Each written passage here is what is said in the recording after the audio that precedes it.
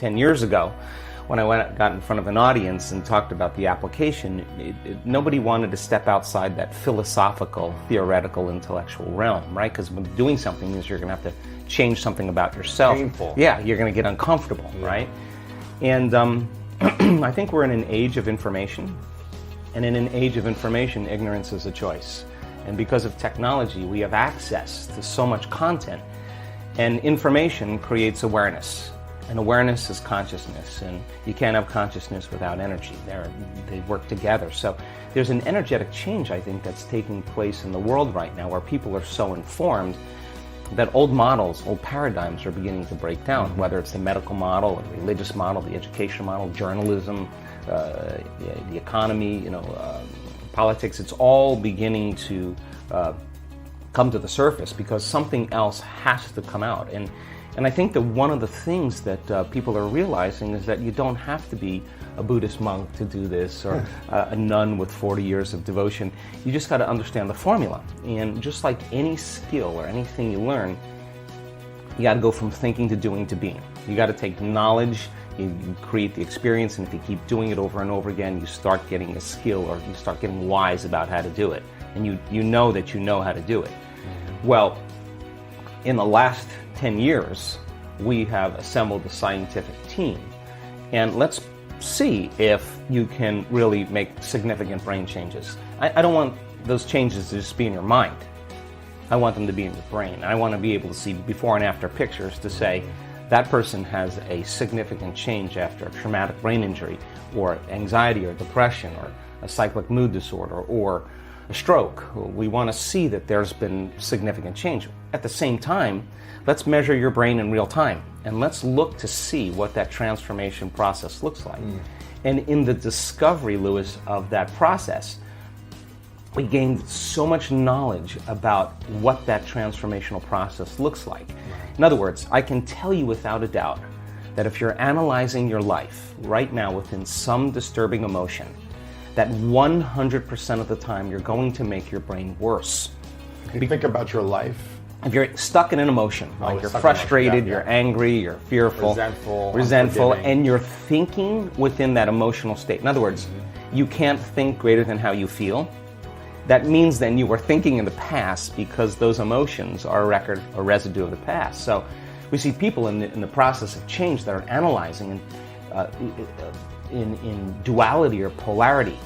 That kind of drives the brain into higher states of arousal and further away from true change.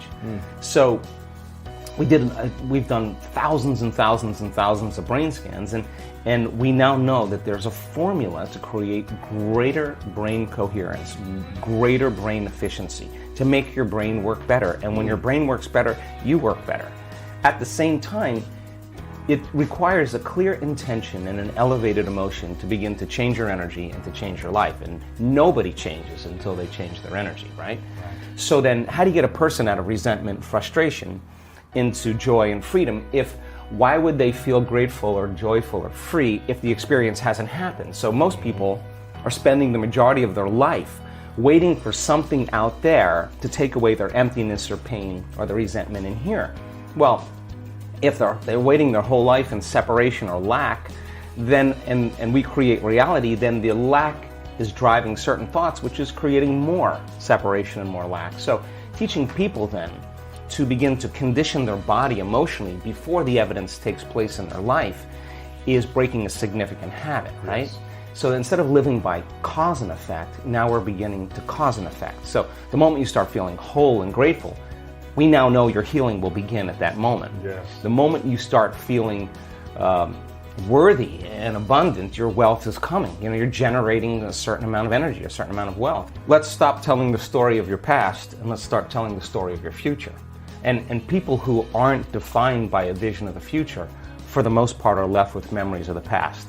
Your brain is a record of the past. It's an artifact of everything you've learned and experienced to this moment. So most people wake up in the morning and they start thinking about their problems. Yeah. And those problems are memories that are tattooed in the brain that are associated to certain people and things at certain times and places. So the moment the person wakes up, clean slate, they start thinking about the problems they're thinking in the past. If you believe your thoughts have something to do with your destiny, well, There's a possibility that your past is going to be your future. Every one of those problems has an emotion associated with it. So then the moment you start recalling the problem, you start feeling unhappy.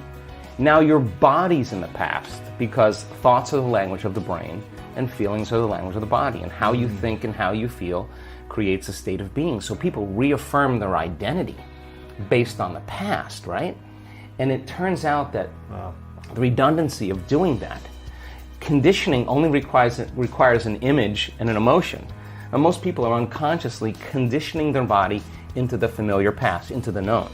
So now if you're in the familiar past and in the known, you're going to crave the predictable future, right? That's the known as well. And there's only one place where the unknown exists, and that's the eternal present moment. That's the sweet spot of the generous present moment. So you gotta labor to get that person beyond the emotions that keep them tacked or anchored to the past.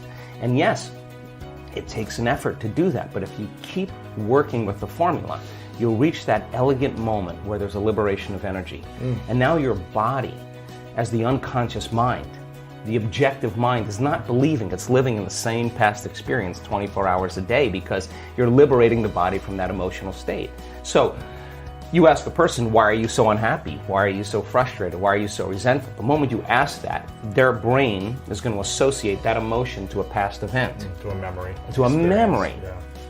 That's because they have nothing to look forward to in their future. So if you're not being defined by a vision of the future, it just means to me that you're more in love with your past than you are with the future. So how do you teach people to believe in a future that they can't see or experience with their senses yet, but they've thought about enough times in their mind that their brain is literally changed to look like the event has already occurred? The latest research in neuroscience says that's absolutely possible. We know that. And how do you teach a person to select a new possibility in their future and begin to emotionally embrace that future before it's made manifest to such a degree that their body, as their unconscious mind, is believing it's living in that future reality in the present moment, and they're signaling new genes in new ways ahead of the environment. Now, till their body begins to change to look like the event has already occurred. We've proven that that's possible. So your body is believing it's living in that future reality in the present moment. Now think about this. The stronger the emotion you feel from some condition in your life, the more altered you feel inside of you, the more you narrow your focus on the cause, and the brain freezes an image and takes a snapshot. And that memory now is embossed in the brain. It's branded in there. So then people think neurologically within the circuits of those past experiences, and they feel chemically within the boundaries of those emotions. And the stronger the betrayal, the stronger the trauma, the more the body's living in the past, right? So how do you reverse that? So now, if you truly got passionate about a future, we've all done this. You get a wild idea in your mind and you start holding on to that vision and you're preoccupied with it. All of a sudden, the thought in your mind becomes the experience, and you start feeling the energy of the future. Yeah. Now, the stronger the emotion you feel from that vision, the more you're going to pay attention to the picture in your mind, and now you're remembering your future. So it requires a coherent brain. And we now know that there's a formula for that, and we've got beautiful research to show that people can do it. They just have to practice. And it requires a coherent heart, because resentment, frustration, impatience creates a very incoherent heart. Yeah. And when that heart becomes incoherent, you stop trusting yourself. There's no energy there. You stop trusting in your future. Wow. So then, if there's physical evidence in your brain and body, physical evidence to look like the event has already occurred, it's quite possible you'll be thinking neurologically within the circuits of your future, and you'll begin to feel chemically within the boundaries of that emotion of your future. And how you think and how you feel is your state of being. And now your state of being is living in the future instead of the past. Now, the moment you disconnect from the emotion of your future because of traffic or some coworker or your ex or whatever people come up with, now you're back to the energy of your past. And now you're going to start looking for it, analyzing, why hasn't it happened? Well, if you're feeling the emotion of your future, why would you look for it? Because you would feel like it already happened, and that is the place where the magic happens. So then you can't just do this, get up, and then return back to your old state of being.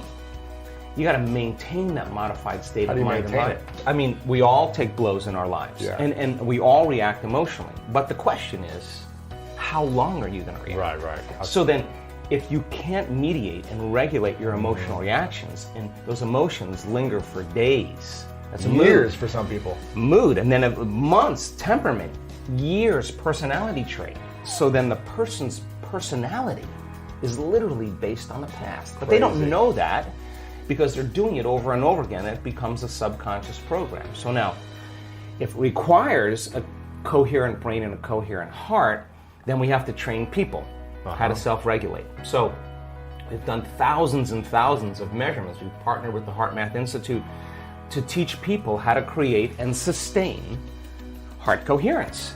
How do we do it? Well, it just requires getting still, closing your eyes, putting your attention on your heart, changing your breath so that you move into the present moment.